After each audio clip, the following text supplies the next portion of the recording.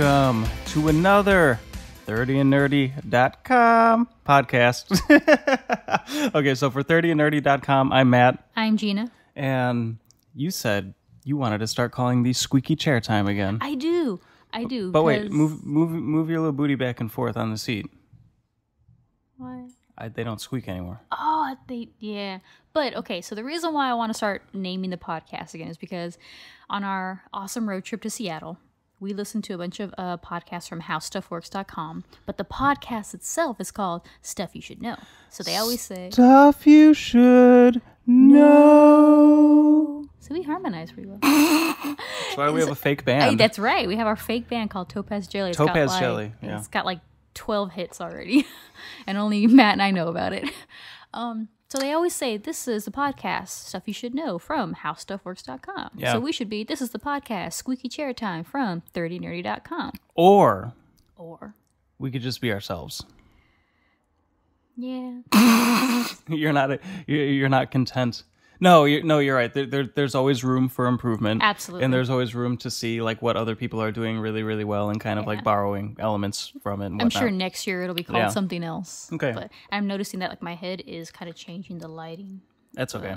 That's okay. That's why we have the light. See if I had that other light, but oh well. We're actually recording a video version of this podcast. You probably won't see it immediately, but we're recording it for our documentary. Yeah, because our podcast today is on... Our documentary. Well, no, not really. It sort of is. Sort of. Okay. But it's about... We didn't really talk about this. Here's what I want this podcast to be about. Okay. I want this podcast to be about making our documentary, our Pokemon tournament documentary. I want it to be about Seattle. I want it to be about traveling across the country. I want it to be about, I don't know, like a little bit about esports, pursuing your dreams. I just want it to be about everything. I want it to be 8 hours long where we just talk about life. We should have like just segments of that. Our next podcast should just be like what it's like to be a struggling small business owner doing all kinds of crazy stuff. Yeah, we don't want to depress anybody. But yeah, no, that's a good idea. When you said documentary, I thought you meant only that, and I was like, oh no, it's gonna be boring. It's not even done yet. But yes, the whole overall experience of what we're doing in the month of May 2015. Yes, I think that'd be awesome. Because sometimes, and I don't know for sure, but we have a lot of friends and family, and everybody's doing really different things with their lives. Some of our friends and family get to travel all the time and go on cruises and holidays. Holidays. That's for anybody listening from the UK. Yeah, you're on holiday. Holiday. So what was I saying? Cruises, vacations, and stuff like that. And then we got friends and family who are more part of like the 9-to-5 workforce, living for the weekends, maybe one vacation a year. And then I have like I feel like we have us, and we're somewhere in the middle of all that. Like really in the middle and taking bits and pieces from everywhere, because the thought of that 9-to-5 grind has always really depressed me. It's depressed me for a long time, and I've done it for a decent chunk of my life so far. My dad will probably tell me otherwise. Never worked a hard day. Like I don't know if he really sounds like that. I guess what I'm getting at is doing this sort of thing is not easy, and it's really scary, and I don't think anybody realizes that. They probably see like, oh, I wonder if there's anybody out there who said like, oh, Matt and Gina, like, wow, you guys just got back from Seattle, now you're going to Utah, and then you're going to Madison, Wisconsin, and you're filming your little movie, and it must be nice, and it must be fun, and like, it is... Overall, it's exciting and fun. But it's scary. Absolutely. Half the trip we live out of our car. Literally, we sleep in the car. in Walmart parking lots. Yeah, when people hear me say that, they're like, "Oh, okay, so you just drive around?" Like, no, literally, all our clothes, and we have a lot of food. We have bottles of water. We have extra gasoline. We need to get some Flint in case you ever get run off the road or something. But like, yeah, we sleep in the car. We have pillowcases that we put on the windows so that when we sleep, people don't look in and see us. And we know we've constructed different ways of laying down so that to accommodate 2 people, and in these turns, it will be 3 people. It'll be me, you, and Vince, our intern, all sleeping in a car for anywhere between 4 to 6 days in between major cities. And Yeah, it's fun and exciting. I just want to take a side note from what you said earlier, where you were like, we're somewhere in the middle between the 9 to 5 and the people who travel. I don't even imagine. I feel like if that's the group, then we're like out here somewhere. Oh, we're okay, that's probably better. We're not in the middle of anything. Not even. We're like off to the side. The outside of some circular pie chart. Exactly. With all the pie chunks for different ways to like live and make money. Our color isn't listed in like the legend, so we're so far off. Because we keep a job for a year. We get tired of it. We move on. We don't work for a while. We move to different major cities. We're already thinking about, man, our lease is up in November. Where are we going after this? We're gypsies. Just like, absolutely. We're just trying to and I love it. But the one thing that has been consistent for us in some form or another for the past few years has been 30 and Nerdy. Yeah. And sometimes we push it harder and sometimes we let off on it. Usually the only reason is because like money, you know? Absolutely. Like we get to the point where when 30 and Nerdy itself alone, and it never makes enough money for us to like live off of. No, but not yet. Right. When every once in a while we'll find ourselves in a bind and it's kind of like, okay, time to get quote unquote real jobs, you know, and then it's probably not good to admit all these things, because then when we go to like find a job like somewhere else, you know, like soon and stuff like that. It's because we haven't found the right job. You're right. We haven't found like that outside of what we want our own personal career, you know, building this from the ground up to be. We haven't found careers where we're working for somebody else and loving it. Yeah, exactly. Right? And that's the problem. And neither you nor I want to just feel like we're wasting away our days for a measly paycheck. For somebody else's dream. For somebody else. Yeah, exactly. You know. All right, so anyways, back to Pokemon. Pokemon. That's what this podcast is about. So we just got back from the Seattle Regional Championships. Mm-hmm. The weekend of May, 16th and 17th? 16th and 17th over at the Seattle Center. Mm-hmm. Oh, yeah, we drove. Yeah, drove up to Seattle. From California. From Los Angeles. Yeah, it's about an 18-hour drive, supposedly. Did it over about 2 days. Slept in our car one night. Had a hotel for 3 nights up there. Drove back. So let's start that off. This was your first regionals, your first Pokemon regionals tournament. My first Pokemon regionals tournament, but my second Pokemon tournament. Yes. Right. So if you don't know, we started filming this documentary, and I started competing competitively in Pokemon last year at the 2014 National Championships in Indiana. So this was our chance to A, get me in another tournament. Yep. B, film more footage for our documentary.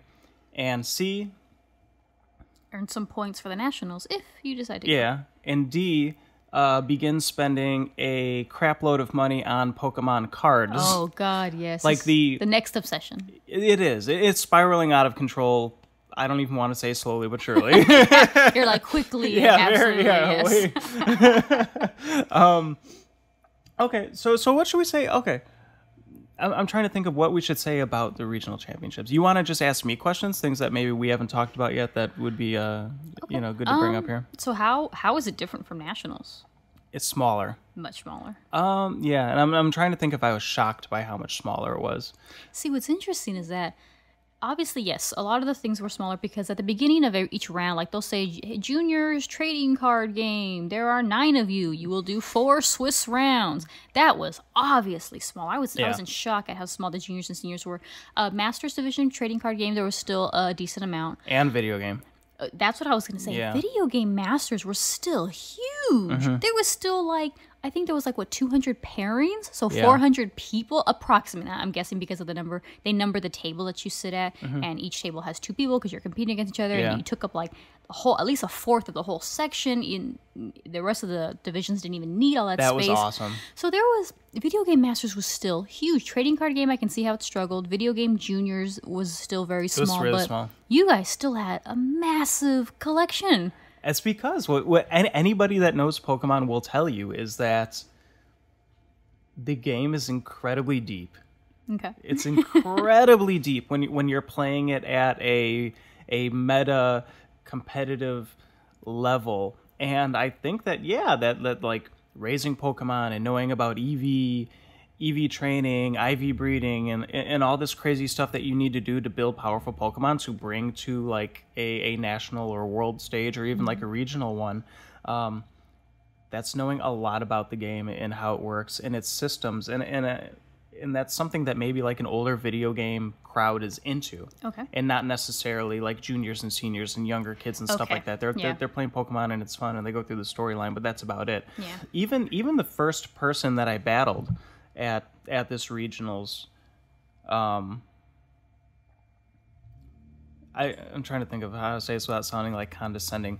It was you. It was you last year. It was me last year, but it felt like I was battling myself last year without knowing all of the breeding and training and stuff like that. As soon as my Pokemon started landing moves on his, and I saw how weak they were and how big of like life bar chunks I was taking down, knowing that like I shouldn't be doing that much damage. This is awesome, you know. But then in the back of my mind, I was like, oh man, I wonder if this guy knows about like how to train him properly and stuff like that. Did he say if it was his first competition, his first tournament? Yes, it was. Okay, well there you go. Yeah. So now the next one he goes to, and those premier challenges he goes to, this is his start of where you were. So a year from now, he's going to be a lot more experienced. He's going to have better Pokemon. He's got better strategies. He'll probably make it a lot farther. For sure. You know, and the funny thing was last year when I sat down in front of that first person and I got swept, and I was just like, oh, wow. And he kept apologizing. I remember that. You said he kept apologizing. Oh, the guy kept apologizing. Sorry. Like every time he'd take out one of your guys, and you're like, don't condescend. I would have been like, don't condescend me. I didn't apologize for destroying the guy. Okay, but here's the one thing that I did do. I did, at the end, he did seem kind of like, whoa, a little bit bummed out. I told him I was the same way last year. I basically said, you know, I was the same way where the person I sat, you know, the person that I sat across from sort of did this to me in a way. And then I wasn't sure if when I told him that, if I was being I wasn't saying sorry. I was just saying, I was trying to say, don't worry about it. Yeah. You know? Okay. And hopefully I didn't come off as condescending to him. Yeah. He was one of those people too. He seemed like he was there with a crew too. So it made me wonder, like, why didn't your crew help you out? Maybe they're all at the same level. Maybe. Because it was one of those things where like they were kind of standing there behind him off to the side waiting for him to finish. Oh, okay. You know, and we finished up and they said like, oh, how'd you do? And he was like, oh, I got swept 4-0. Oh, yeah. Okay. Yeah. So 4-0 means I had four out of my 4 Pokemon remaining at the end of the battle, and I fainted all 4 of his. Ugh. Yeah. Okay, so that's a good contrast in the atmosphere of it. So what about the actual competition, the people that you competed against? How was that different from nationals? So you just said the first guy was obviously much less experienced and used the role reversal where you were a year ago. What about the rest of them? Here's the interesting thing, and I want to say that the competition wasn't as stiff. Like, I feel like at nationals, once I started losing over and over again at nationals and getting into like the deep down into the losers brackets, I felt like that's where you started to see like people of the caliber of the first guy that I battled. Okay. And who knows, maybe that's where he ended up. Maybe that's just where he was this year. But I guess what I'm getting at is I somehow feel like nationals was a step up in terms of the competition. You know, the caliber of the players that were there. And even me, I've admitted, I was in the lower tier of the players, you know. At nationals, in case anybody is wondering, because of the amount of us that were there, we ended up doing a total of 8 battles, and I won 4 and I lost 4. There was a point there where I was at 3 wins and 1 loss. Yeah. I was doing really good. I sat up on the 14th chair. So like number 1's the highest. That's the person doing the best. Best records. Yeah. I was up at 14 for a little while, but I think what happened was so my team was decent, but it wasn't. There was some. I was really weak to flying moves. I had way too much grass on my team. Okay. Grass Pokemon, weak to flying Pokemon. Such as. My biggest struggles are Talonflame and Mega Salamence, who when he uses moves like Return and Hyper Voice, they turn into flying moves and they just like destroy my team. Point being, I probably got too high up too fast. And when I was in that 14th chair, I just basically, it was like, you know, sit down, get back, son, sit down, son, you know, or whatever. Because I was immediately began to be put in my place until I got knocked back down into like the 30s. Like you escaped, and they were like, "Whoa, what 50s. Are you doing?" Yeah. Oh, you're not supposed to be here. Yeah. So let's go through your 8 rounds. So the first round, you won. I won. Second round, I lost. Third round, I won. Fourth round, I won. That's what put me at 3-1. 5th round? I lost. 6th round? I lost. 7th? I won. 8th? I lost. Okay. So, yeah, you were doing awesome. Little decline. Kind of peaked a little bit, and then I went back. Yeah, so, like, overall, I think you did much better. I mean, Nationals was 9 rounds. Yeah. This, you had, 50-50, but you launched. You, like, rocketed I up did, there. yeah. And it's like, I mean, that 5th round, whether, I'm not sure what kind of the team you were defeating or you were playing against, but, I mean, it either could have been the team, it could have been maybe your little nerves. Mega Salamence. That thing is a beast. Okay. Even when you look at its stats online, like, Salamence is a pretty powerful Pokemon as it is. It's a dragon type. It's either dragon or flying dragon.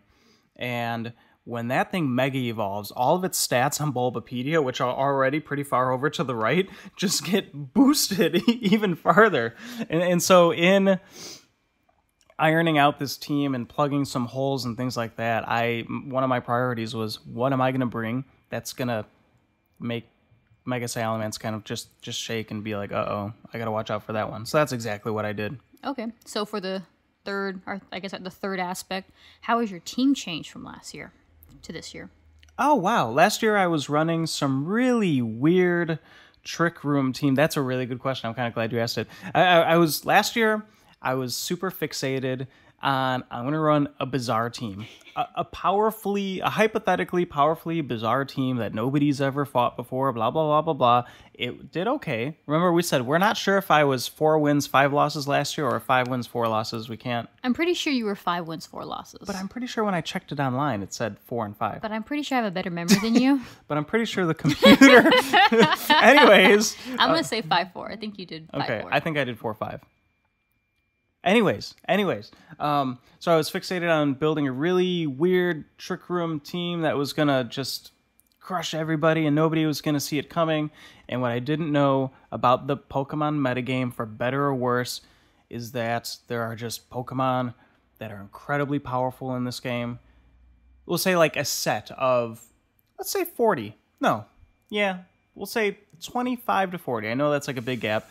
Pokemon that are incredibly useful and or powerful, and people use those out of all 700 for the end game battling. Yep.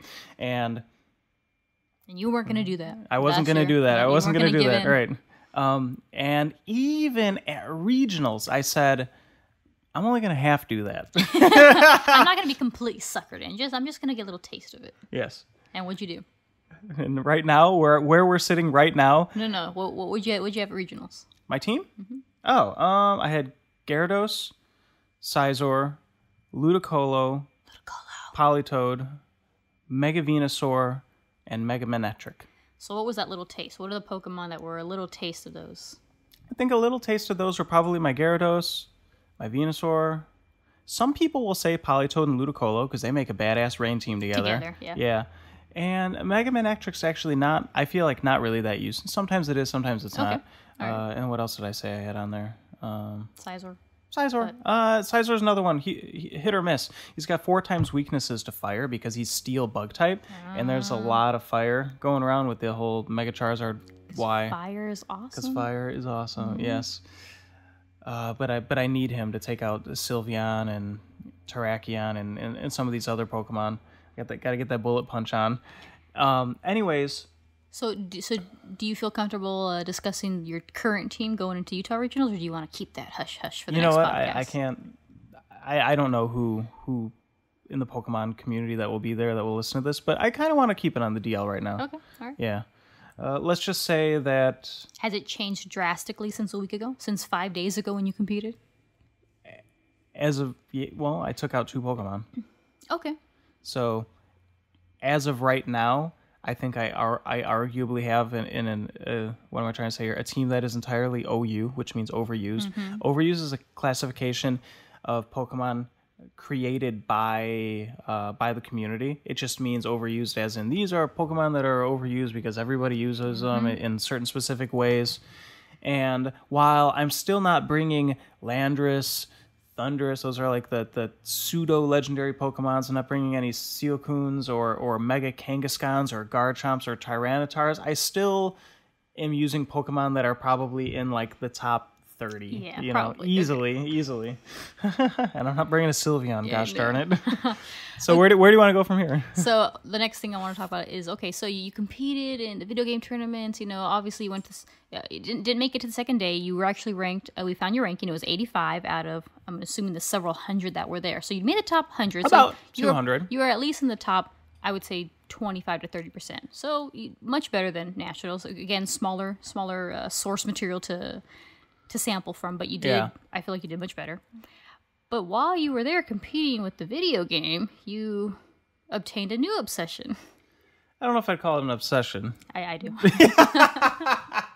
Like, as somebody who needs to keep track of our bank accounts. For somebody who, it was 8:50 at night, wanted to go to GameStop, and they close at 9, and you're like, can I make it in 10 minutes? Oh my to gosh. go feed your Oh my obsession? gosh. Yeah, no. Yeah. Let's talk about that. Okay, so for what? 2 years? 2 years now. No, a year. It's only, you bought it, didn't you? You bought it You're in talking about Illinois. the trainer kit. You bought it in Illinois, so it's only been Yes. a year and a half maybe. We were at Barnes & Noble.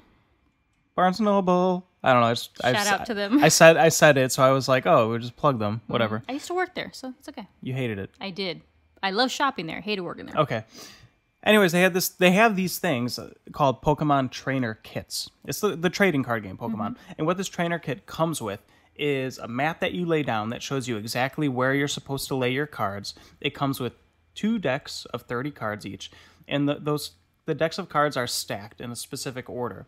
The trainer kit comes with instructions, an instruction booklet for player 1, an instruction booklet for player 2, literally walking you through step by step every single thing you need to do to play somebody else in Pokemon. So our nephew/intern Vince and I sat down, unboxed this thing, and we taught ourselves to play, and we were just like, wow, this is really fun. Was this the night before we left? Yeah, I think it was. So we left Thursday. It was Wednesday night, and Yeah. they stayed up late playing it. Like, okay. We went through the trainer instruction booklet once. The second time we started playing by ourselves, and whenever we weren't sure about like an advanced rule, we went online. Long story short, the trading card game, it turns out it's pretty easy on a basic level. It's really, really fun, and I don't know, the cards look cool, and there is that thing. Like I was telling Vince, I have not gotten into card collecting since I was little. Like, so when I was young in the 90s, 30andnerdy.com, all right? 15 years ago, at least. I collected the X-Men, just like all sorts of different X-Men and Marvel comic book cards and things like that. And I loved them for like the artwork and the descriptions on back and things like that. But there's nothing you could do with them. Like we had them in binders or, you know, however we were taking care of them. But it's just like you just had them. Couldn't do anything with them. Yeah. And then Magic the Gathering came out at some point, or maybe it had been out and I just finally heard of it. Early 90s. Yeah, regardless, I bought like a Magic deck and I really liked the artwork on it and whatnot. But things like the trainer kit, as far as I knew, didn't exist. So we had these cards. Nobody that I knew played it. I like tried to sit down with my sister once and like read the instruction booklet that came with it and teach ourselves to play. We didn't know what the heck we were doing. Absolutely. None of it made any sense. Yeah. Like, you didn't even want to read the instructions. You're like, just play. Right. And so Magic cards were like that first step, that first introduction of cool artwork meets like, wow, you can actually do something with these cards and the rare ones and stuff like that. But like Pokemon is like the for me personally, the ultimate version of that. Okay. Because I already love the game. I already love the anime series. I love the characters and the world and stuff like that. And so the cards are that thing. It's like, it's amazing artwork combined with you can actually use these for something. Unlike the Marvel cards where you just look at them, it's like, wow, if you get rare cards, you can use them in battle. If you get rare cards, you can trade them. And so, yeah, it's this whole other can of worms that / world that there's sometimes like last night when I was trying to raise the final Pokemon that was going to be on my team, and I was sitting there riding the bike back and forth on the Game Boy for lliterally, I spent half the day doing it, trying to hatch this 5 IV egg that I needed with. It's because the hidden ability I needed, so that's what made it hard. Anyways, there's a part of me that was like, damn.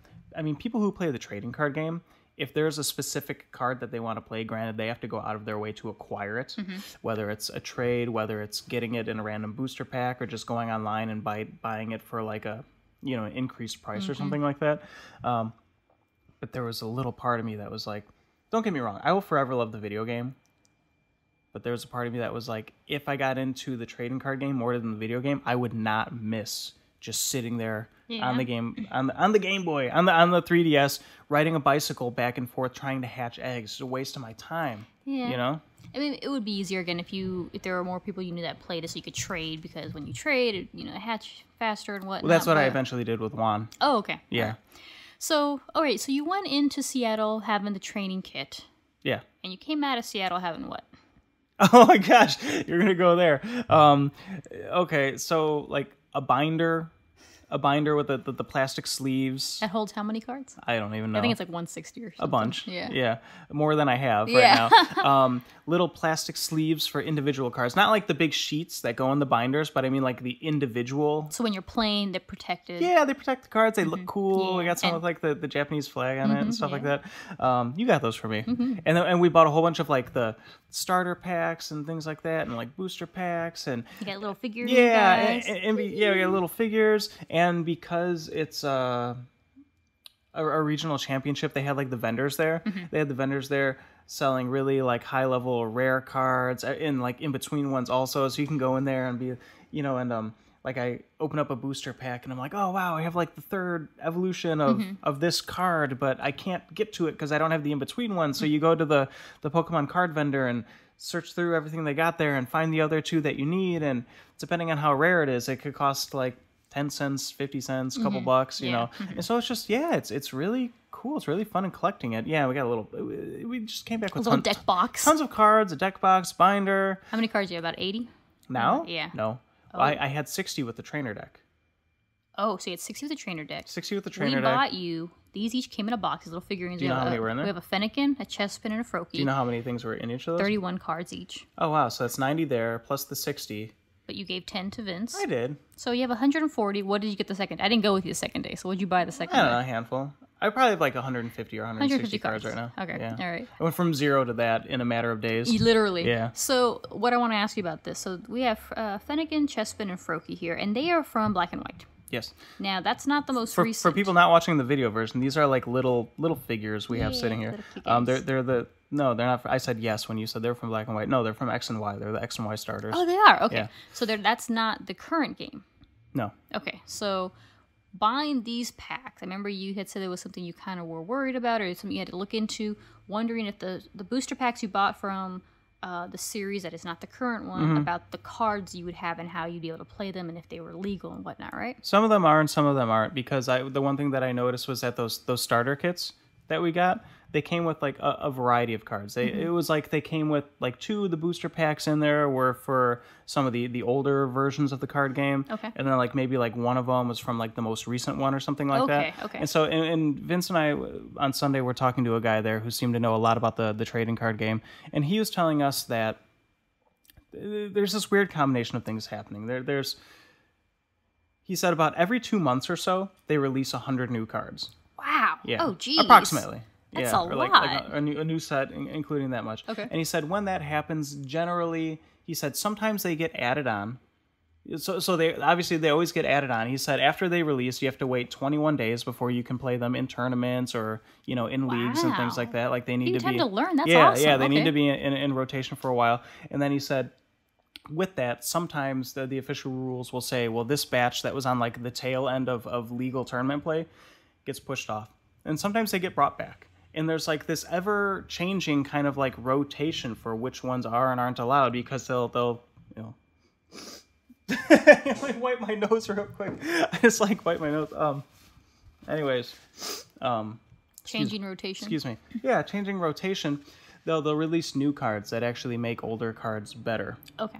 Or sometimes they'll release new cards that the older cards really play well with. Okay. Vince was saying that he saw somewhere that sometimes a new card will come out and it'll be super good and super rare, and like somewhere on it, I think on the card or maybe online or something, it'll say this card will always be legal. Oh, that's right. It's really right. cool stuff. Really cool. So you never have to worry about, like, if you get used to it and you like it, you never have to worry about having to give it up. Okay. Right. And so Vince and I were saying, for right now, as two people who know the basics of the trading card game, like who cares what's legal and what's not? We're going to use what we have to teach ourselves how to play and how to pair up, like good cards and how to build teams and things like that. and we'll worry about legal play and tournament rules and things like that later. We're at a very beginning stage with it. Okay. Do you ever see yourself competing in the trading card game as opposed to the video game?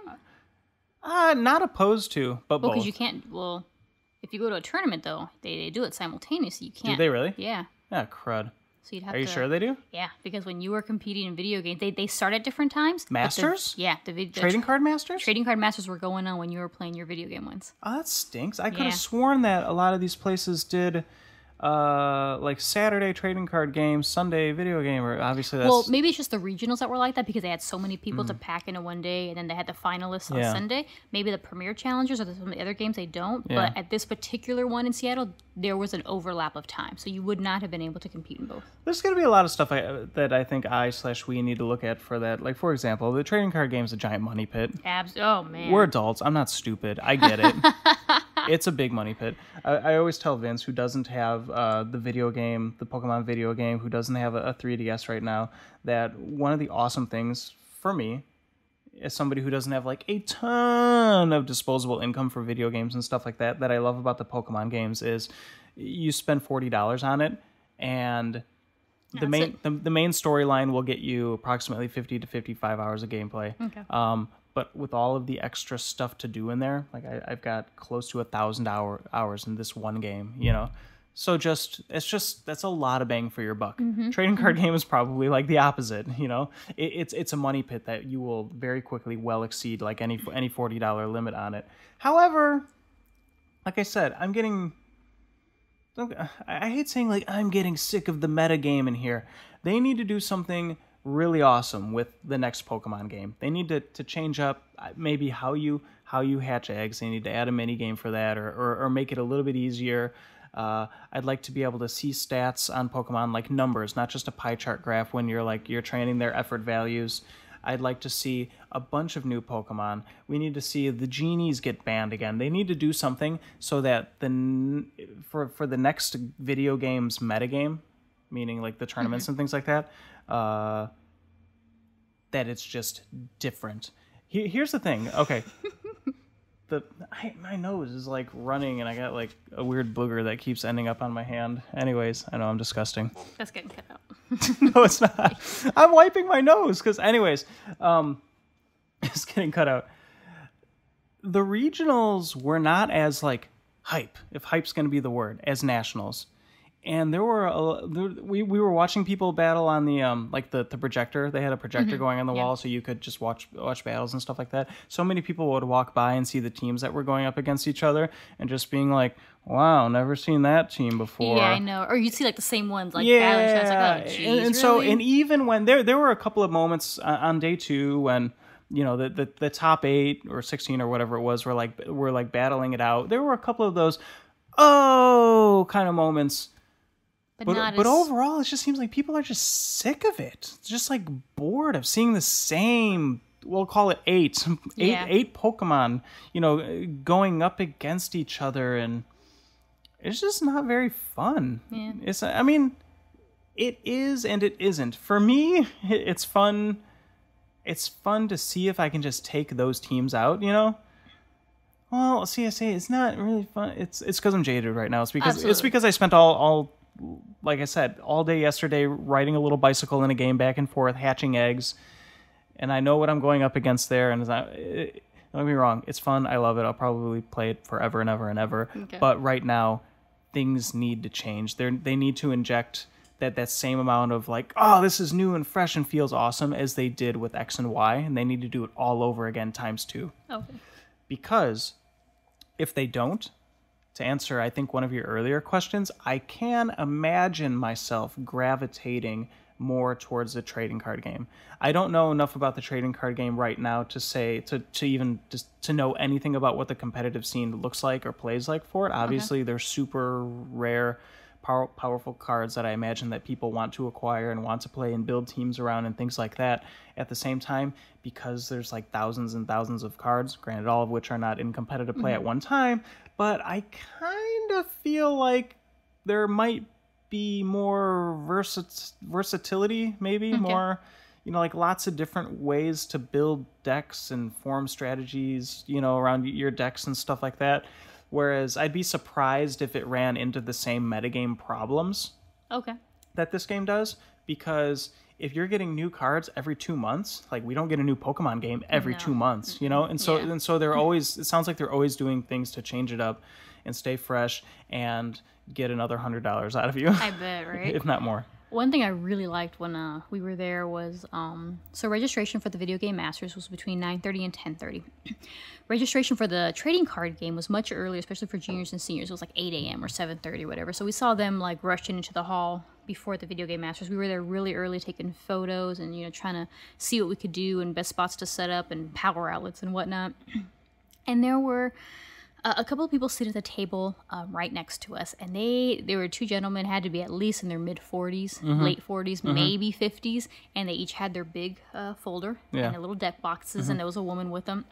And when it came time when they announced, all right, you know, time for, they announced something where they had to go, and the two men got up and they had these like little briefcases. One of them kissed the woman, and he's like, all right, she's like, good luck, and it was just adorable, and I loved it. And they waved goodbye, and it was like two cute little kids, you know, having the end of their play date or something. It was like, this is a couple, married or I'm not sure, but they were together, and she went to support him, and she sat there, and he had his little games, and you can tell, much older, but like totally excited. You had the little grins on their faces, and I loved it. And the age range for the Masters was insane. For the trading card game especially, right? Yes, I saw several older gentlemen with gray hair playing, and I saw some older gentlemen playing who didn't compete, but they were playing with their kids. Their kids were competing. And at the tables next to us, I guess during downtime or lunch or whatever, maybe, I don't know, rounds were over, they were waiting for something, they were playing with them at the table during their break. And I just thought, that is so awesome. Like, I love that. Sorry, I had to throw that in there before we move on to the next stuff. I didn't want to forget about it. No, I know. That's because we don't know. We know some people, and we know of some people who are in our 30s age bracket who still, you know, play video games and Pokemon specifically and things like that. Actually, do we? I think we do. But we don't know people who are in their 50s doing it. No, not at all. You know? Not at all. We together, like my in-laws, your immediate family, you know, nobody does this kind of stuff. Nobody plays.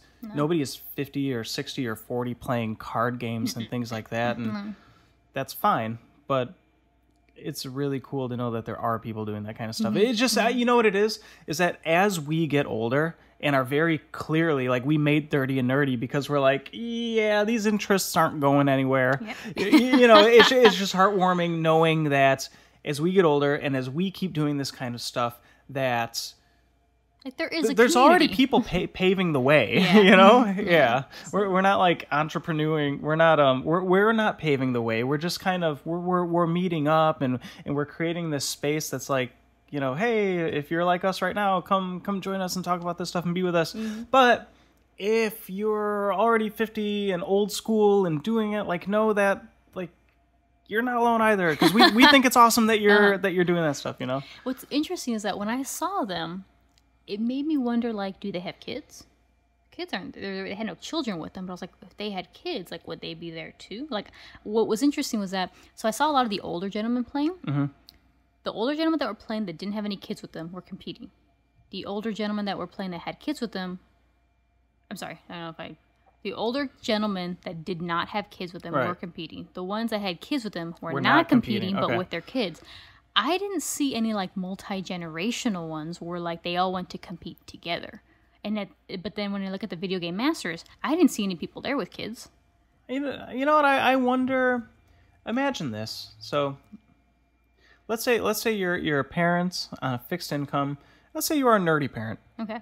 And your kids really like Pokemon cards and things like that, and they want to compete and stuff like that. Let's say every time you go to Target or wherever, you know, like supermarket stores like that, blah blah blah. Let's say you have two kids and you got a $15 budget to buy Pokemon cards every single time you go to one of those places once a week. Are you really gonna buy them for yourself that much at that point? See, I don't know. I don't have that kind of I don't want to say addiction, or, you know, I don't have that kind of that interest in it. But that's something that you share with your. Oh, I hope so. You have to teach it to me. I will teach you. It's easy. So, but I imagine that's something that you share with your kids. which I think would be fun. And maybe it's just because of the overlap. You don't want their tournament to end and you're still competing. They have nowhere to go and they're lost. True. They could be a number of reasons. But like I said, video game masters, I didn't notice any video game masters there with kids. I saw couples, but I was like, it was interesting. Like maybe like that's that group of millennials that they're talking about that are waiting later to have kids or not having kids or something because their interests are still in things concerning themselves, like maybe they're not ready for it, but it's just interesting seeing that. There were no children associated with all, and we were sitting in a section where a lot of them were coming to rest or to stay once the round was over. And I was like, there were no little kids hanging out with the video game masters. They were all themselves still very childlike. I don't want to say immature, but still very like starry-eyed and like, I don't know, impressionable, I guess. But interesting. I was going to say, do you think there's any of these families out there with kids and into card collecting and things like that where to get your kids to do chores and things like that, you're like, well, if you clean your room really good and straighten up the bed, it's like, I'll give you this Venusaur EX card. I'm sure. You got a good leveraging tool like that, you use it. As a parent, use all your resources. It's different to be like, I'll give you this semi-rare card versus we'll go and get a booster pack. I'm sure each is... Or I'll take you to Chuck E. Cheese or something like that, right? Yeah. Like, no, I'll take the semi-rare trading card game card. Okay. All right, so moving along. Should we check the camera and see if it's still recording? Let me see. What were you going to say, though? Moving along. Yeah, we're still good? What would you say? I really feel like I should have changed the angle to like right here. That's okay. Do we have like 20 minutes on it? Okay, 20 minutes? I mean, that's fine. We're not going to use all the videos. This is good. Right. I really should have changed the angle to like right here. Should I change it? Should I move it? No. No? Okay, let's keep this going. All right, so next thing I want to move on to is the upcoming tournament. So we're going to Salt Lake City, Utah in a couple days. Yes. The following weekend, we're going to go to Madison, Wisconsin. Change from our Athens, Georgia regionals because we'll be meeting our friend Juan. We need to update that flyer, too. So what we realized was we were not going to go to the Utah regionals because our niece was having a birthday party. 2 years old, so excited, missed out on the first year and a half of her life because we lived in Illinois. Mm-hmm. And I was like, no, let's go to her birthday party. You might go on your own. We're not sure. I try to be a bad uncle. To be a bad uncle and say, she's 2 years old. She won't even remember it. Exactly, yeah. So, well, she grows up scarred. I remember. So, anyways. So we weren't going to go. But... as the fates would have it and the stars aligned, her birthday party got moved to June. It did. So it was not the weekend of the Utah Regionals, and we learned this on the final day of driving back from Seattle. I remember it's like it was yesterday. Because it almost was. Yeah, it was 2 days ago. And what was going through your mind when we found out that we were free the weekend of the Utah Regionals? Well, so we were at a gas station, and I was walking Data, our little dog, and letting him go poo at the gas station in the grass.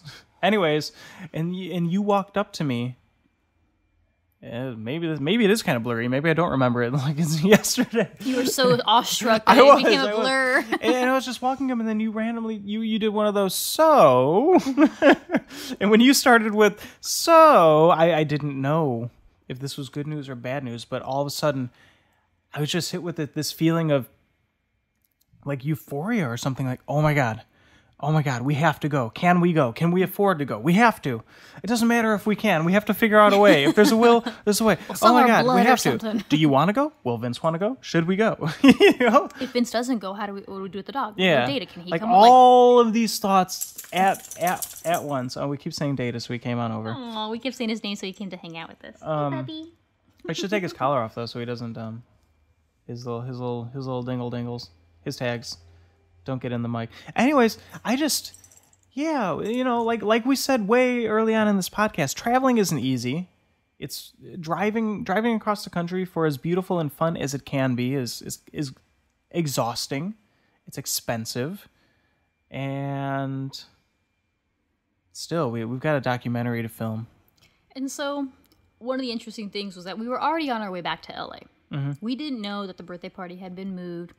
And so we were just going to go back to LA, wait a week, and then drive to Madison, Wisconsin, which would have been a 28-hour drive? Ish, yeah. 24, something. Plus or minus a little. Exactly. Probably not minus a little.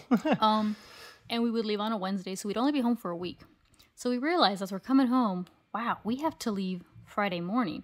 we're coming back Tuesday afternoon. We're going to be home for 2 days. And then we're going to go to Utah, and then we're going to come back. We're going to go to Madison. We're like, wait a minute. Well, are we going to come back? Like, gas money, we're gonna double up on that drive. Well, why don't we just stay on the road? Yeah. So we'll be driving from Los Angeles to Salt Lake City, Utah, directly to probably Illinois if we stop by, see your family. Yeah. Then to Madison, Wisconsin, then back to Los Angeles. We're gonna be on the road for a minimum of 13 days straight. You want to know something?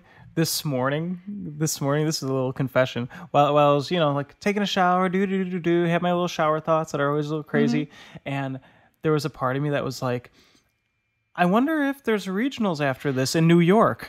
Oh my God. Or like on the northeast coast. No, I think they end in May. I think May 30th is the last. They probably weekend. did. We should double check, plus, though. when I was watching that, I think one of Justin Flynn's videos online last night or something like that, and I think he said Wolf. I think it's Wolf Glick, like who he said is probably like the number one Pokemon trainer in the U.S. right now. He said he won Boston regionals, which means that already happened over there. That area. Yeah. So the next one would have been the Georgia one, but that's the same weekend as Madison. Yeah, so there was a little part of me that was just, I don't know. There's nothing saying we can't go anyways. There doesn't have to be a regionals there, but, I know what you mean. I know.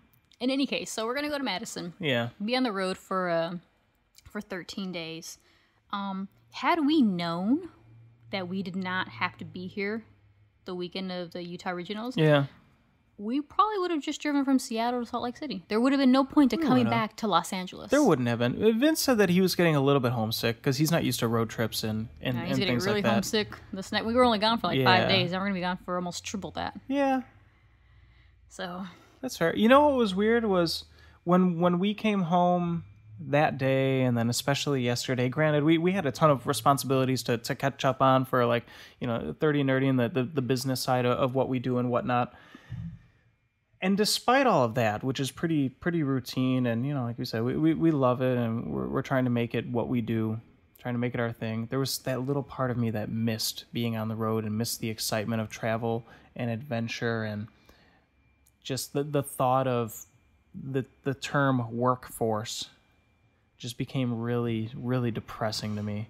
But at the same time, like, there's so many, it's like your life can't be it just cannot be one constant travel party without responsibility and things like that. Like, you're not doing anything at that point. You're not contributing to society, really. So why should you be getting anything out of it, Yeah. I guess that makes sense. So if anybody wants to sponsor us for our road trip, if anybody would like to make any donations to 30 and Nerdy to support us for the next 2 weeks, feel free. You just email info@30andnerdy.com. Go to our website. Make a comment on this podcast and just let us know. Hey, I got some cash I can throw at you. You know what? If you feel better Gmailing us, we got 30andnerdy@gmail.com. You can email both spots. So let's talk about, I guess, funding then. So, like, a while back, you had suggested us doing a Kickstarter, which I had... A Kickstarter for the documentary. Yeah. Which I had opposed because we had already gone to film. We had already traveled. And so I didn't want... I felt weird about asking for a Kickstarter fund after the fact. Now, well, it is weird. You should not do it after the fact. Yeah, I know. So that was, there were other things that we were looking into to help with, like, audio and people, other people helping out to pay. But that would have been it. But had I known we were going to do this, I definitely would have done a Kickstarter. Had I known we were going to be in 10 different states doing 3 different regionals, I absolutely would have been like, hey, a little bit of money, just everybody give $1 or something and help us to kind of just get this off the ground. Like, May is our month to reach out for the things that we are not able to do when we are in that workforce, Yeah. And I definitely would have backed that, But here's the thing. Like, Kickstarters are really, really hard.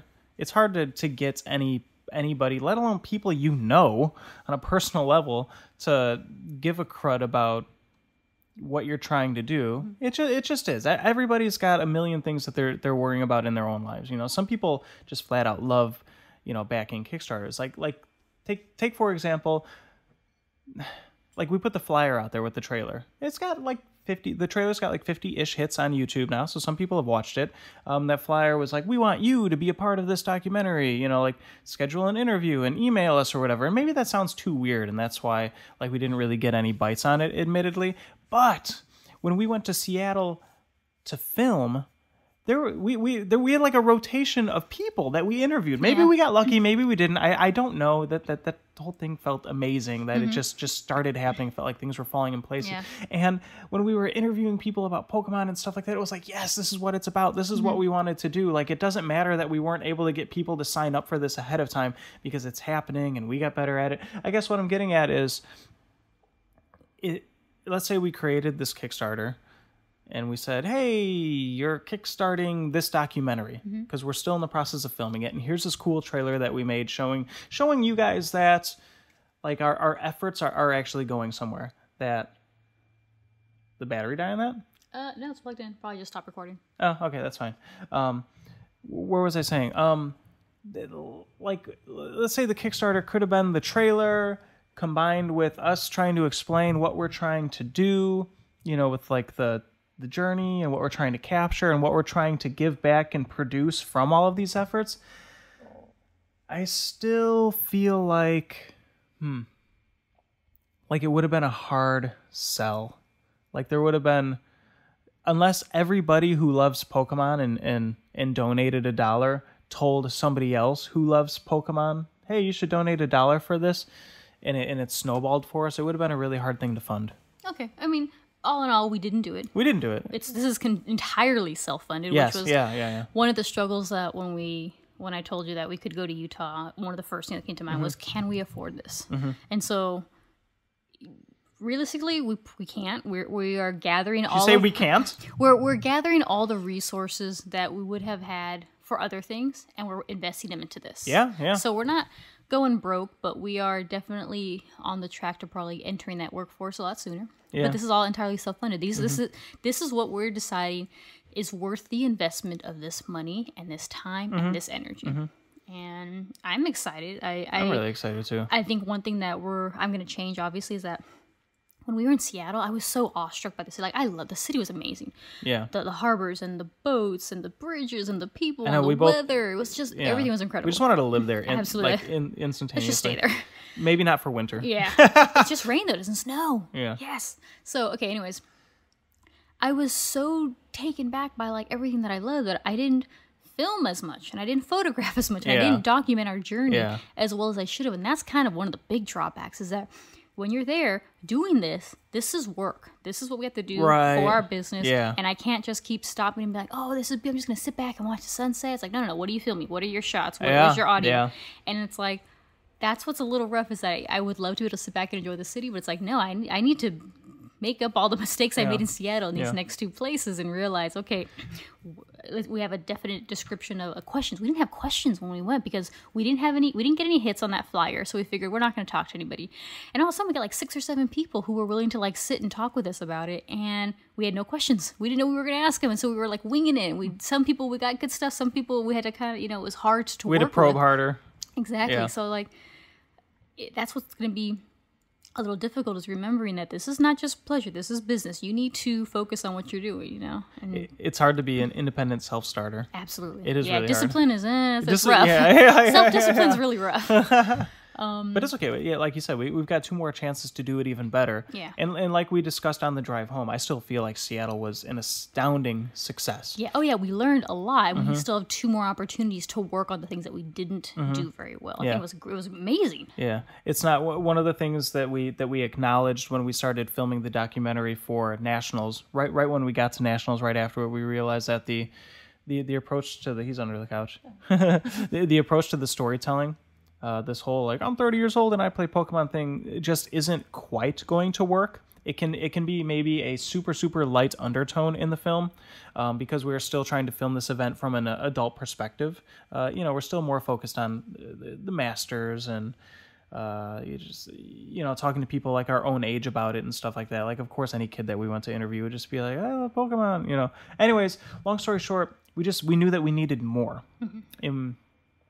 And so now with Utah that we get like an extra chance to get more, that is really exciting. And hopefully we will be more disciplined about it. See, and that's the hard thing also. Like the second you make a Kickstarter and you say, this is what we're taking money for and this is what we hope to achieve. There's no doubt in my mind that if we ever successfully funded a Kickstarter or something like that even just you and I, like as people, would would do everything that we said that we were going to do. But man, it's really the sketchy people out there who don't deliver upon. Yeah. That's a good relief as well. We don't have to answer to anybody. Yeah, what we create is what we want it to be, right? With no one else's, either criticism or support, I guess. It goes both ways. Right. Because we're not even entirely sure what the heck we're doing with this thing once it's done. Yeah, because it was so inexpensive. Because, we thought Nationals would be it. That was going to be what we recorded. We were going to make something out of that. Yeah. And then this came along and we're like, oh man. And it's just because we have so many other responsibilities. Yeah, like the business. I still have school. We still have a dog to take care of. We have personal responsibilities to other people. I know. You're doing school on the road. Yeah, I know. Oh. Master's degree school. Yeah. Which, I forgot where I was going with this. Oh, I'm sorry. I interrupted you. That's why. You're saying we had so many other things like going on. And you're talking about not having anybody to answer to, because we didn't successfully kickstart anything, and how it's just we're not entirely sure what we're doing with it afterwards, but whatever it is, it's our own. Exactly. Yeah. So we don't know if there's going to be that dramatic arc in the third act where it's like, oh my God, this is amazing, and then it gets turned around. There's a happy ending. We don't know what the tone of this is going to be, and so we're trying our best to try to again document it without it being just boring and being like, oh, he went and he did this and that's it, and then he went to this one and then they did this, and it's like, yeah, we're trying to work on. I don't know. It's a work in progress. I feel like that's normal for documentaries, though. Granted, I've never filmed one, but like for example, here's maybe one thing that we should be a little bit more. I don't want to say ballsy. It's probably not the right word, but maybe more. You'll fill it in. So here's what happened. So when we started filming people at Seattle, by the way, if you were one of those people and you're listening to this somehow, thank you. Oh yeah, email us. Make sure we have your information, your contact info now. We can get in touch with you. You can get updates on it. We'll let you know when it's out and about. Yeah. But yes, thank you. You guys were all. We just randomly started talking to people, and they were all great, amazing. So when we went to Seattle, we were like, this time we're not entirely focus on how old I am. We'll ask people how old they are for the interviews, just for the sake of it, and blah blah. But it's not like, ooh, it's weird. 30 years old playing Pokemon, whatever. That's totally normal. Get over it if you're not. So we wanted it. We're trying to capture the spirit of Pokemon, and when you're there and you're getting ready to go and you're nervous and you're excited, that spirit is very much, I freaking love this game. I trained my heart out for this game. And oh my God, I'm going to do so awesome here. And then 4 battles in, when you're maybe 1-3, 0-4, you become demoralized. Like I told people, it's like when you're in anything competitive, when your favorite team loses, when you yourself are on that favorite team and not doing good, and you just feel crushed. That happens at these things. And that didn't happen to me. Not really. Maybe a little bit towards the end, but it happened to almost every single one of the people that we interviewed.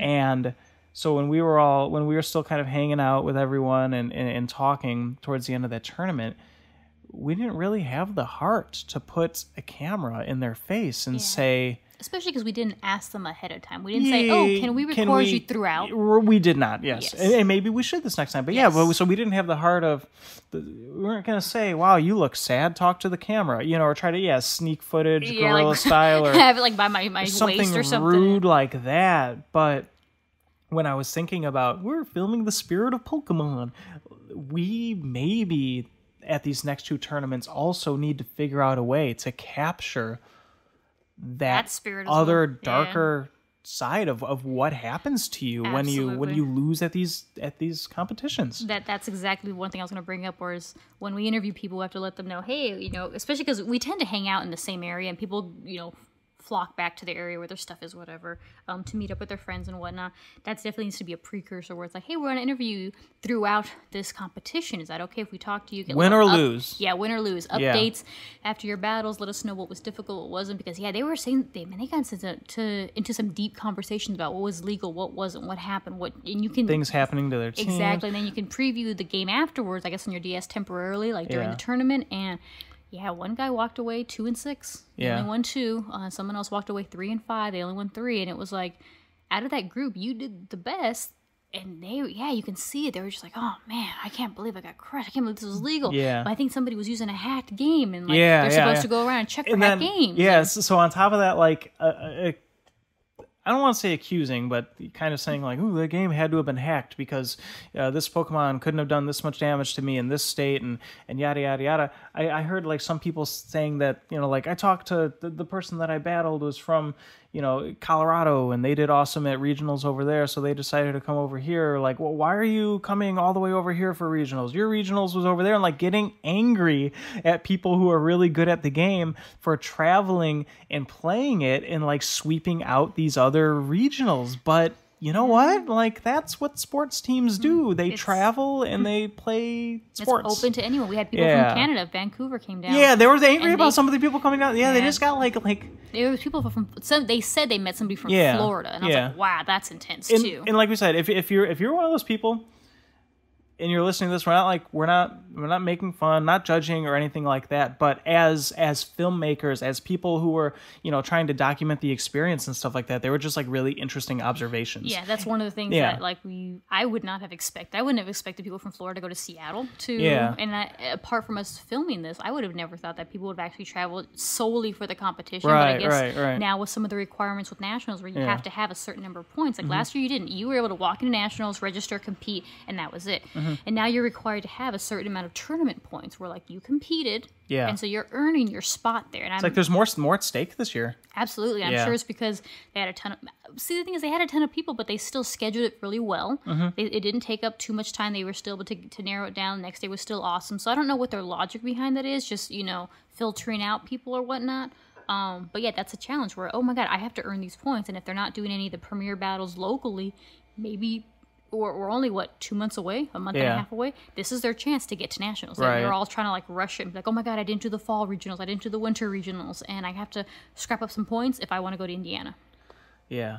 And I know what it's like to get down in the dumps, when competing and stuff like that. Not even just the Mario Kart example where we do play Mario Kart 8 online and just get demoralized by how bad we're doing. When I battle online here at home, I cuss and I pace around the room and I say like F that Dark Void team and putting both my Pokemon to sleep and piece of crud Kangaskhan, Smeargle, Heatran team, blah blah blah. But we just can't. I will not do it to people there. You know. And that's one of the reasons that I think I've stated before, where I would love to compete. I love competing. I don't get too excited about going through the storyline of Pokemon, but I would love to be able to it's fun and it's fine, but it's not what I get excited about. Where I would love to have Pokemon bred and be like, yes, battle. I loved battling; it was awesome. But my sportsmanship is terrible. You admit it. I get angry. I get mad. I get sad. You're a fiery Mexican woman. I get personally attacked. Like, oh my god! And I just, like Vincent said, you put your Pokemon to sleep. You just want to reach over and put the player to sleep. You just, I'm gonna put you to sleep, and it just. I know. You guys got so defensive for me about that. I don't think I'd be able to do that. I think I'd be very angry. I wear my heart on my sleeve, and they would be able to see it and be like, oh geez, like she's either getting angry or she's gonna cry or is she mad, is she gonna walk away, or I don't know. Oh, so that's, I guess, walking away. I want to talk about that. Who do we meet at regionals? Are we gonna call them out? Well, okay, we met an individual. No, a popular Pokemon not icon. We met a popular Pokemon YouTuber. Yes, very yeah. Who's who you knew the name off the bat. I've watched tons and tons of his videos. Okay. And he's going to show up in the documentary. We're not going to not put him in there. He's like one of the. But you'd have to watch the documentary and listen to the podcast to be able to put two and two together. Suppose people probably aren't going to do that. Very nice guy. Very confident. Yes. Very confident in what he was bringing to the table. We met him through someone else that we met there. Yeah. Who he was meeting, who we did not know. We just kind of stumbled upon this other individual who was there. We kept stumbling and turning out awesome and whatnot, and really good for filming and stuff like that. I was kind of excited to meet him. I was able to tell him, your videos are one of the things that inspire me to keep going and try to use weird Pokemon that I wouldn't normally think about using, and strategies and things like that. But this guy ended up going 0-4, 0 wins, 4 losses. Didn't finish the he didn't finish the tournament. And then chose to not finish the tournament. And I mean, I wonder, you know, you think it's ego? It's because of the ego at that point when you drop out? I kind of feel like it's a thing where he went to win, and having that many losses, you're not going to. There's no point. So is he going to waste his? Is he going to invest more time playing? Even if he won, he'd only be 4-4. He would not have made it to the semifinal, or he would have made it to the finals. And as well, it's kind of that thing where when you comment a lot of people forfeiting, like you say it's a gentlemanly move because it's like, okay, why waste our time? Just forfeit. You know you're going to lose. You can't come back from this. Let's end the game. You win, I lose, or I win, you lose. Move on to the next game. Maybe that's kind of just what he was doing. It's like, okay, I'm not going to make it. I've maybe already earned points for entering this tournament. I'm not sure how that works, but, you know, I can see this isn't going anywhere. My time is not invested well here. I can be doing other things. So it could have been poor sportsmanship. It could have been a strategic matter on his time and investment because that is his lifestyle. YouTubing is his life. It is his livelihood and how he earns money. So YouTubing Pokemon specifically, though. Exactly. I see what you're saying. I mean, maybe it was just like, okay, well, I can be working on other projects that will garner me either some money, some time, some, you know, other projects that are worth more of my time than this right now. So either one. I just feel like there were I don't know. It's probably ignorant of me. I'm unaware of the amount of points that I get for whatever I place in the tournament. Just really just going for fun, doing the best that I can, right? And obviously the documentary. And there were some people who were saying that if you're 4-4, that you still get a ton of points. Like you're still like in this bracket where you get a bunch of points and whatnot. Bet, yeah. So I mean, like he had a chance of being 4-4 in the end. But he didn't take that. Like he said, he went to win, and he wasn't going to win at 4-4. He went to. But he, of all people, should know that the spirit of what you're doing, I don't know. I just feel like you should know that you're going to learn. That like every loss is a learning lesson, and that even so you brought some cool different team that you're trying out and it wasn't working out, but it was still a chance to see what does this work against. What team did I win? Like maybe he was afraid of being 0-8. See, I just feel it's got to be a little bit embarrassing. Okay. As somebody who's making videos online that are coaching people on how to be good at this game and how to think different about this game, to go and just lose your first 4 matches in a row. You know, versus like Joe Schmo. You know what? It could have been the luck of the draw for him. Also, we don't know. Yeah. We don't know who he went up against. He might have gone up against 4 people in a row who somehow ended up being in like the finalist. Yeah, we don't know. The finalist to an extent, maybe top 50 or something like that. When maybe he was resting more in like the 70s or something like that. It might have been luck of the draw. It always is. Somebody there, noob or not, is going to end up in their first match going up against the person who ends up being number 1 at that tournament. And that might be their first tournament. Yep. That might be 50. Yeah. So unfortunately, and what happens is that so you were 4-4, and there were about probably 20 or 25 other people that were 4-4. Yeah. But you were like the third place 4-4. Yeah. Because what also factors in is your opponent's win percentage and your opponent's win percentage. Yeah. So if you beat someone, if you win a battle against someone who beats a lot of other people, right, your percentage goes up. Right.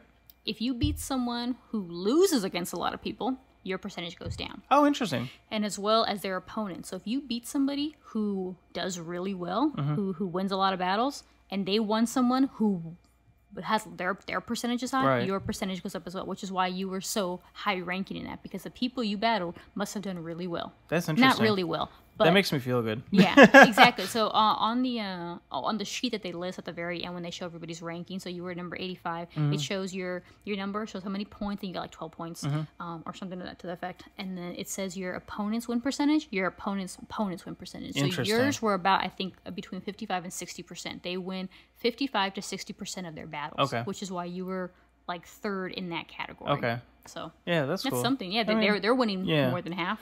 Yeah, even though my team wasn't incredibly balanced, and I sort of pieced the final parts of it together the night before. Don't get me wrong. Like I had 4 to 5 out of Pokemon that I knew I was going to use, well in advance. But that final 1 or 2, I was just like, the night before, I was just like, you get this. I said I was standing there in line for the final registration, still swapping around moves on my Pokemon while I was going to register that team. So that was pretty intense. So there's just one more thing I want to touch upon, unless there's anything else you want to talk about. Nah. So back to our Pokemon YouTuber. So you're saying that he's creating videos and coaching people on strategy and Pokemon and whatnot, and you had mentioned something a couple days ago about credibility. Yeah. So what did I? Okay. What do you think that does to his credibility as somebody who's trying to help other people and showing you can do this? This move does this. Is he really just being that tactical person where it's like, oh, this move beats this move, and you're like, oh, you just do this, do A, B, and C, and you'll defeat him. But you're not taking into effect that human factor on the other side of the person who doesn't want you to do A, B, and C. They want to avert you to A, D, and F where you lose. Yeah, that's exactly it. That's probably what happened to him. So what does that do to his credibility then? Are you going to continue to watch his YouTube? Are other people going to be as excited or disappointed, or what do you think happens? Yeah, for sure. I mean, he's in a really interesting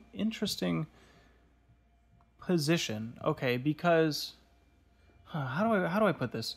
There's certain YouTubers like Justin Flynn, who we're not talking about, who go into the esport of Pokemon, and they have a community built around their persona and their streams and the website and stuff like that. He's somebody who has never said, "I'm amazing at this game." Yes, he says he loves it. He loves commenting on it. He loves getting he loves building a community about it and just being a good sport. And he has people build teams for him, and he tries them, and he learns what does and doesn't work about it. But he's never said, like, "I'm amazing at this." I know that this with the one particular YouTuber that we're talking about, he has a reputation, a slight reputation for getting into certain levels of drama with other YouTubers about his credibility as a Pokemon YouTuber and stuff like that, because he has said before that I generally win at tournaments, and I win online on BattleSpot, on ranked battles and stuff like that. And it's because I'm so high ranked on BattleSpot, and that because I've pulled in so many wins at so many tournaments, that I feel that I can make this a lifestyle, and that I can make these videos, and people should care about what I have to say because I obviously know what I'm doing. You know, I'm sure he's said this many different ways to many varying degrees of, different levels of ego, probably more humble sometimes and not so humble other times. And so it's probably the not so humble times that he's rubbed people the wrong way. Okay. And so, yes, going for and leaving a tournament, whether or not anybody ever knows about it or even cares about it is one thing, and it probably does hurt certain levels of credibility. But you know what? Let's say 100 people ever know about that. Okay. And that could be a very large number of people that ever know about that, compared to thousands of people that watch every single one of your videos, or and the thousands more that have subscribed to you. It's not going to matter. And because the other thing that this person does that I really, really like is they oppose the metagame as we know it. Okay. They say they acknowledge that it's there, that Landorus and Thundurus and Kangaskhan and Salamence and all these Pokemon are that you're going to battle them. But they also say that the other, I'm just going to round, we'll say 650 Pokemon that nobody ever uses. They say that, like, if you love one of those Pokemon and you really want it on your team, here's how you could do that. Okay. Which is awesome. And that's what I really, really like. And so, you know what? That's its own thing. I don't think anybody else is really doing that. And so I give that person a lot of credit also. Do I wish they had a little bit more sportsmanship and stuck out the 8 battles, because that's what I think people should do? Yeah. But at the same time, I still think that they're trying to do a lot of good for the community and, like, be really positive and things like that, you know? Yeah. So it's a double-edged sword. It's One thing I will say about leaving the tournament is that I don't know this to be fact. I'm not sure how it calculates into it, but several of the other attendees said that when you leave a tournament, it affects the people that you battled, and it brings their ranking lower. Oh, that sucks. Yeah, so that's why I thought. See, that's crappy too. But see, I don't know how true that is. I don't know how it's calculated. I don't know the weight of it, how much it affects your percentage or your ranking. But if it does, then yes, that is a little unfair. If it doesn't, and we're just blowing smoke and we don't know what we're talking about, let us know. Because those are rumors that I've heard, where if you don't compete, if you do not finish the tournament, then the people that you have who have beaten you do not get as much or as much of that boost. And that may be because the number of games. So that would actually technically, mathematically be correct, because the fewer the games, the less the percentage, the what it's divided by, how many completed and wins and whatnot. But whatever it is, yeah, you are affecting the people who beat you, and you're kind of saying, well, I don't really care if you get a lower score because I'm losing, so take that. But it almost makes me wonder that if there's people who are, I don't even know how to word this. I wonder if there are certain YouTubers or certain people that play Pokemon competitively who feel like his approach to any Pokemon can be good in meta if you do these things, if they think it's naive. Because one of the things that I do know that he talks about in wanting to use, we'll call them mid-tier,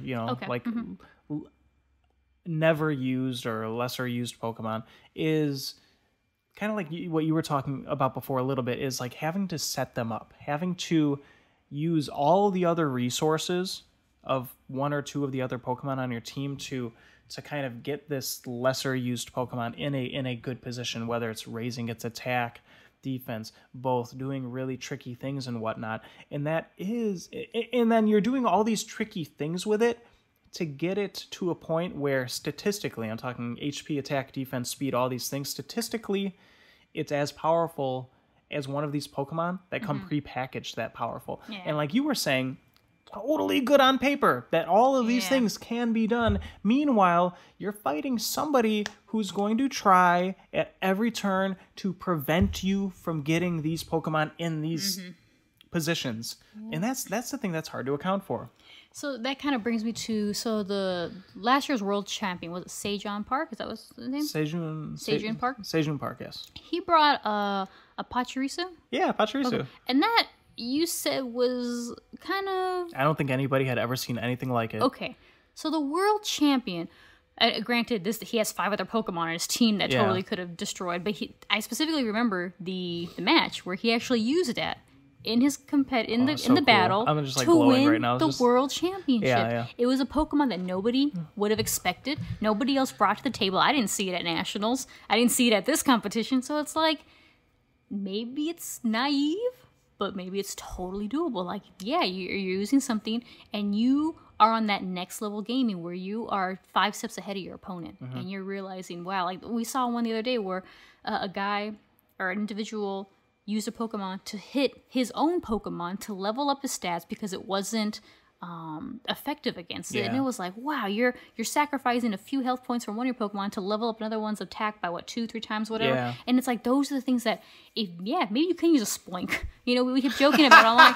Maybe you can use a Spoink, but your tactic and your strategy is 5 steps ahead of your opponents. And who's to say you can't do that? Who's to say that you are just, you're going to throw something completely unexpected because they're not expecting, because they're like, oh no, of course you're going to Mega Evolve at this stage and you're going to use, you're going to double protect here and then you're going to taunt this person. Like, they know it. They've seen that same strategy over and over again. And when you throw something like that, like, crap, I don't know what you're going to do with this. I don't know what you're going to do. I know what moves can be done, but I don't know what you're going to do after that. I don't know what you're building up to. Yeah. So yeah, maybe, like I said, some people think he's naive, but I kind of think it's awesome. It's what's that word when you're kind of dreamy-eyed? You're, It's ambitious? It's ambitious. I know that's not the word you're looking for, yeah, but... it's, I can't think of the word. When you're like, it's a nice idea. Yeah, okay. And I think it's awesome. I personally think it's a great, it's a great tool. It's a great way to help other people use Pokemon. Like, one of the girls we interviewed, she's like, if you like it, use it.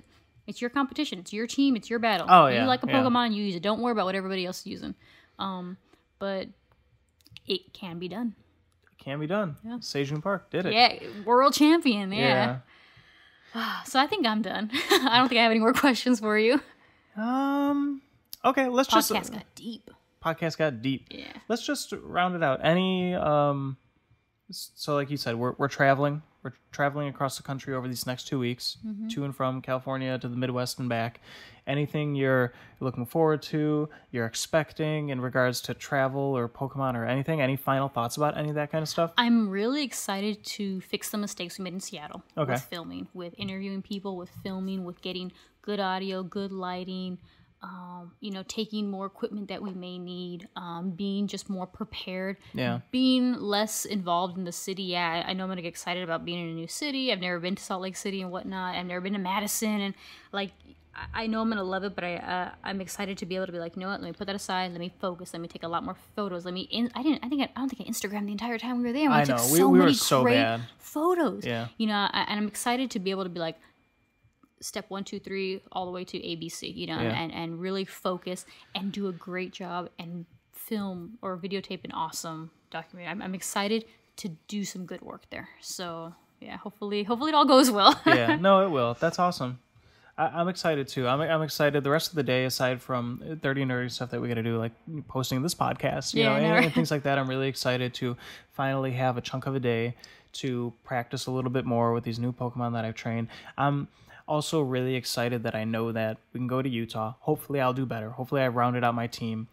But if I haven't, and I still have a lot to learn about this team, or I discover another hole that I didn't recognize or whatnot, I got one more chance. Not everybody has this, Absolutely, yeah. The other thing that I really want to do is, because we can't travel across the country every single time a regionals comes around. Or can we? Want to live off ramen? Can we, 30 and Nerdy fans? I know, can we? For any rich listeners out there, if you can, toss a couple $1,000s our way. Tax write-off. Absolutely, you're donating to the dreams of a young married couple. We're educational. This is an educational fund. It would We're talking about strategy and teamwork and sportsmanship. Yeah. Anyways, but I want to join a local gym or something. Yes, you should do that. I got to get into it. Yes, that would be awesome. Yeah, while it's fun to play the trading card game online, also from that aspect of it, it's fun to play it online. And I'll have Vince to battle against and whatnot. I imagine that at a certain point I will want to have people to play against who aren't AI and or Vince. Or you, no offense. You know what I mean? Like, we need to be able to branch out. Yeah, you need it. You need to get that experience. So that's probably one of the reasons why the local gyms and stuff like that are really good. Also, is especially for the trading card game. Oh yeah. Oh, you meant for the trading card? Yeah, game. I'll play video game also, Okay, but right. I'm really excited to see what they do with the video game next. You know, the one thing that I'm thinking about with the video game. Sorry, I know we're whatever. We'll keep going. Some people like a really long podcast. We'll just keep it going.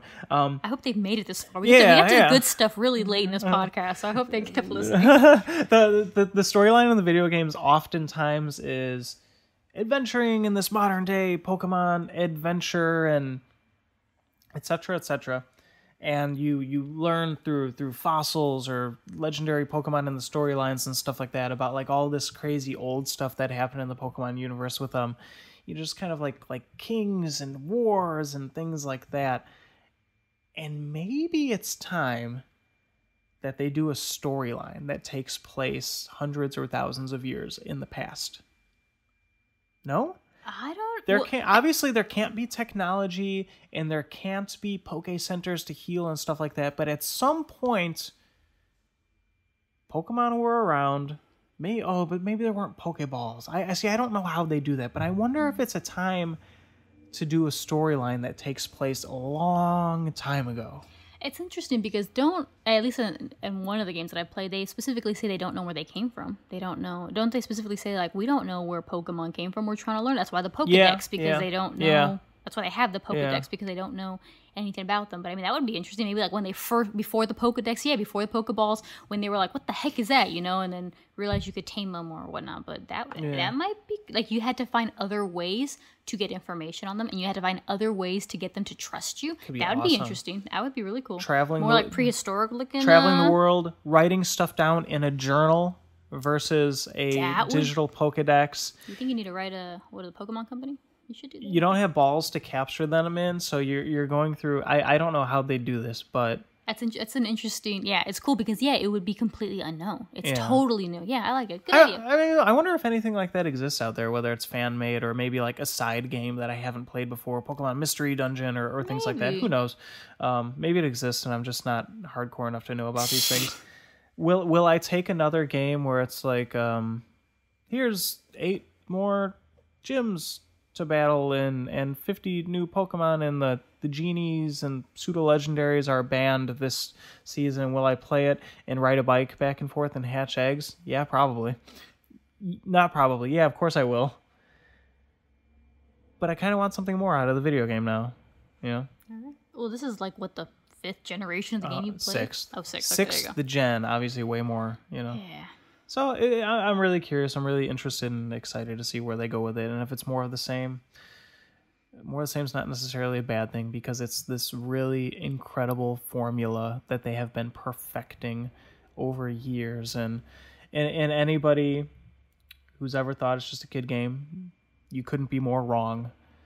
Anybody who loves role-playing games and turn-based combat and esports, maybe think about checking it out because I guarantee you there's more depth to this game, despite the metagame being kind of like a narrow slice of what everything else is. There's more depth to this game than probably 99% of the games that you've ever tried playing. If your kid is playing this and they're on a very different level of critical thinking, like you should be proud of them. Probably, yeah. If they are competing against other people who are, again, thinking critically about their moves and their strategies, that's awesome. You have a kid that's going to be focused and very good at troubleshooting and problem solving, and that's awesome. Yeah, when Vince and I were sitting there, especially on Sunday, we're kind of going through our cards and things like that, and even on Saturday with the families, with the kids, the Pokemon cards and stuff like that, when you overhear these kids talking with each other about strategies and deck building and cards and stuff like that, because I don't know anything about the trading card game especially, it blows my mind how fast they're talking about it and how much they know about it. And I'm just like, oh my gosh, these kids would crush me at the card game. Probably. Who knows? Maybe they crush me at the video game. You never know. You never know. So, but anyways, anything else? I'm good. I'm done. I'm hungry. Okay, so this isn't squeaky chair time. Our chairs don't squeak anymore. Yeah, we'll have to find another. I should say this hasn't been squeaky chair time, but in spirit it has been. Thanks for listening. It's been awesome. If you made it this far, thank you. It was I don't know. I enjoyed talking with you about this. Yeah, and if you're a wealthy billionaire, you want to toss a mill our way for this documentary. Just invest in our hopes and dreams. Invest in the future of nerdy culture. You can have producer rights. But seriously, if you are listening to this and you want to somehow negotiate the financial side of getting an executive producer credit on the documentary, either email 30andnerdy@gmail.com or info@30andnerdy.com. Or write us on Facebook or Twitter. Well, send us a message on Facebook. Don't post it on the wall. And if you go to 30andnerdy.com /Pokemon doc, you can find we have a trailer for the documentary there right now. Maybe that'll kind of let you know a little bit that I guess one thing that we should stress also is that we're not, like, both you and I, we haven't said this the whole time. So if you're here, awesome. If you're still listening, you and I both have film backgrounds. Yeah. Granted, we haven't made a ton of films since college, but you went to school for multimedia, video, like a multimedia and stuff like that. And I went to school specifically for film, video, and audio production. So we're not just our equipment might be low tech, but we're not completely unknowledgeable. We have some sense of what we're doing. Some sense. Our post-production stuff is fine. It's top of the line though. We've got really nice computers and software to do all of our post-production audio and video editing on and stuff like that, and also the knowledge to use these things and whatnot. And so it's not like, oh, we filmed a bunch of stuff and now we don't know how to put it together. It's like, no, we're going to stitch it together ourselves because we actually know what we're doing. Which is really, really cool. So, and if you don't want to invest, but you know somebody who might, just toss us along their way. Okay, I think we've plugged that enough. Thanks for listening. This has been awesome. Find us on Facebook, Twitter, Instagram, Pinterest, Etsy, Tumblr, anywhere. Anywhere and everywhere. YouTube? Did you say YouTube? YouTube. Yeah, sorry. You said Instagram? Yeah. That the trailer for the documentary is on YouTube also. iTunes, SoundCloud, Blueberry, Stitcher, anywhere fine podcasts are served. So wish us luck. Yeah, good luck. Wish us luck. I want to wish us luck on the safe travels to us. Yes, yeah. Well, that's okay. We have a full-size spare tire. Yes, we do. All right. So for 30andnerdy.com, I'm Matt. I'm Gina. And we're going to Utah. Yeah. Later.